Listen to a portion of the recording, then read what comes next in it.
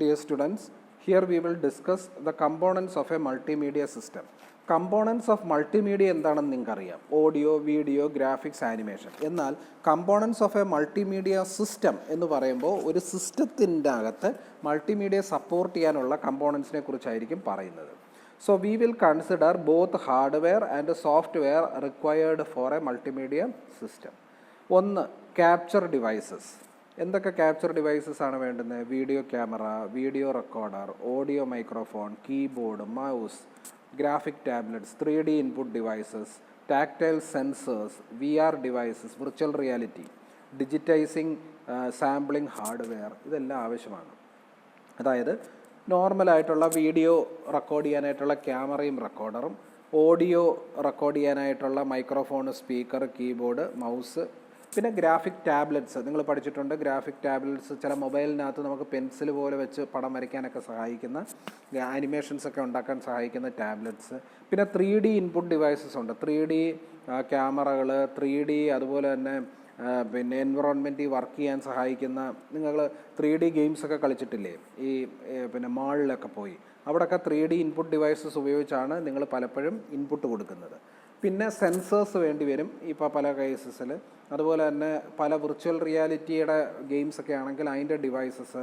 പിന്നെ ഓഡിയോ ആണെന്നുണ്ടെങ്കിൽ നമ്മൾ ഓഡിയോ സംസാരിച്ചിട്ട് അത് ഇമ്പ്രൂവ് ചെയ്യാനായിട്ട് അതിനെ ഡിജിറ്റൈസും സാമ്പിളിങ്ങും ഒക്കെ ചെയ്ത് വേരിയേഷൻസ്, ടോണൽ ക്വാളിറ്റി, പിച്ച്, ഇതൊക്കെ മാറ്റാൻ സഹായിക്കുന്ന അങ്ങനെയൊക്കെയുള്ള കേപ്പബിളായിട്ടുള്ള ഡിവൈസസ് ആണ് ഒരു പ്രധാനപ്പെട്ട മൾട്ടിമീഡിയ സിസ്റ്റത്തിലെ ഹാർഡ്വെയർ കമ്പോണൻസ് എന്ന് പറയുന്നത്.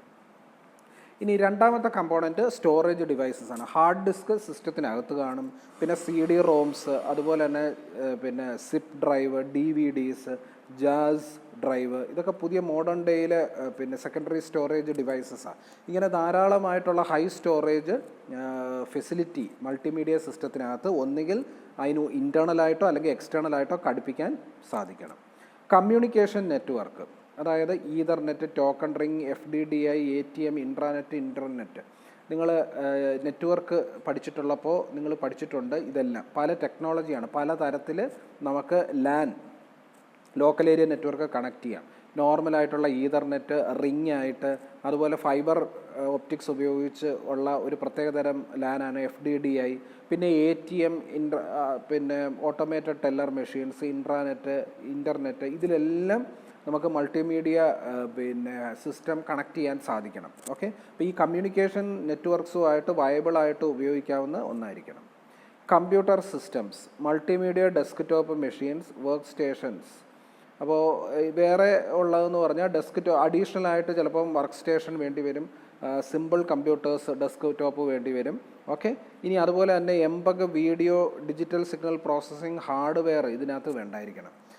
MPEG പ്ലേ ചെയ്യാനായിട്ട്, മോഷൻ പിക്ചേഴ്സ് പ്ലേ ചെയ്യുന്ന കേപ്പബിൾ ആയിട്ടുള്ള വർക്ക് സ്റ്റേഷൻ ആയിരിക്കണം.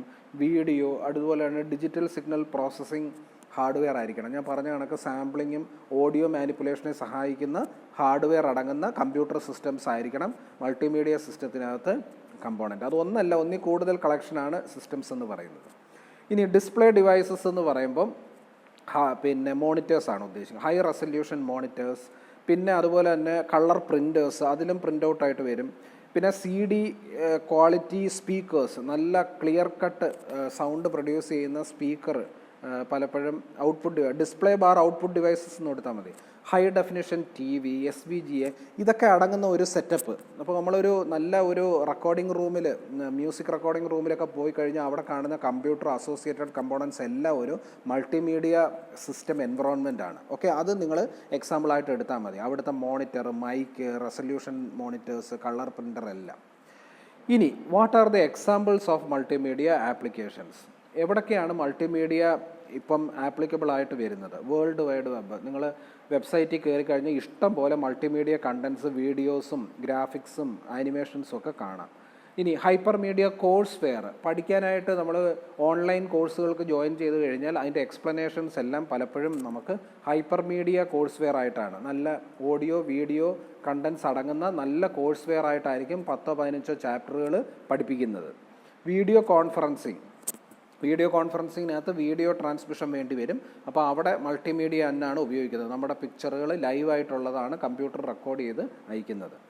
വീഡിയോ ഓൺ ഡിമാൻഡ് എന്ന് പറഞ്ഞു കഴിഞ്ഞാൽ നിങ്ങൾക്കറിയാം, ഇപ്പം ചില സൈറ്റ്സിലൊക്കെ പോയി കഴിഞ്ഞ് കഴിഞ്ഞാൽ നമ്മൾ പിന്നെ ഡബിൾ ക്ലിക്ക് ചെയ്യുമ്പോൾ മാത്രം പ്ലേ ചെയ്യുന്ന വീഡിയോസ് ഉണ്ട്, അങ്ങനെ സ്റ്റോർ ചെയ്തിട്ടിട്ടുണ്ട്.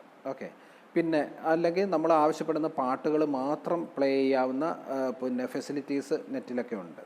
ഇൻ്ററാക്റ്റീവ് ടി വി, അപ്പോൾ ഇപ്പോഴത്തെ ടി വിയിൽ നമുക്ക് അങ്ങോട്ടും ഇങ്ങോട്ടും ഇൻറ്ററാക്ട് ചെയ്യാം. പണ്ട് വൺ സൈഡഡ് ആയിരുന്നെങ്കിൽ ഇപ്പോൾ ഇൻ്റർനെറ്റ് ടി വിയും ഇൻ്ററാക്റ്റീവ് ടി വിയും ഉണ്ട്. അവിടെ എല്ലാം മൾട്ടിമീഡിയയുടെ സോഫ്റ്റ്വെയറും പിന്നെ ഹാർഡ്വെയറും ഒക്കെ വെച്ചിട്ടാണ് പ്രവർത്തിക്കുന്നത്. ഗ്രൂപ്പ് വെയർ എന്ന് പറഞ്ഞു കഴിഞ്ഞാൽ പലപ്പോഴും പല സോഫ്റ്റ്വെയർസ് നിങ്ങൾക്ക് ഫ്രീ ആയിട്ട് ഡൗൺലോഡ് ചെയ്ത് കൊളാബറേറ്റ് ചെയ്ത് വർക്ക് ചെയ്യാനായിട്ടൊക്കെ കിട്ടും. ഓക്കെ, അങ്ങനെയുള്ള ഗ്രൂപ്പ് വെയേഴ്സിനകത്ത് ഒരുപാട് മൾട്ടിമീഡിയ കമ്പോണൻസ് ഉണ്ട്.